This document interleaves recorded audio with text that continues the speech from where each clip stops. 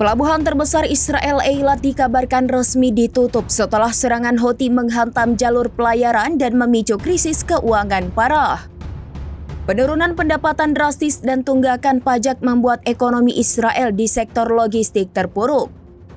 Perlu diketahui, Pelabuhan Eilat resmi ditutup mulai Minggu 20 Juli 2025 mendatang.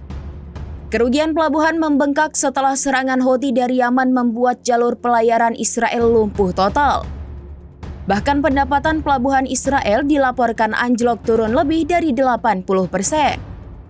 Sementara itu, serangan Houthi telah sepenuhnya melumpuhkan peran Eilat sebagai pintu utama impor kendaraan ke Israel. Pemerintah Israel menyebut kerugian besar pelabuhan terjadi akibat jalur pelayaran internasional yang terganggu oleh serangan Houthi di Laut Merah. Kondisi itu membuat jalur ke Eilat menjadi tidak aman dan kapal-kapal beralih ke pelabuhan lain seperti Ashdod dan Haifa. Akibatnya jumlah pekerja merosot dari 113 orang menjadi hanya 47, banyak di antaranya belum menerima gaji penuh. Lantas situasi ini menjadi bukti ampuhnya serangan Houthi terhadap pintu utama impor di Israel.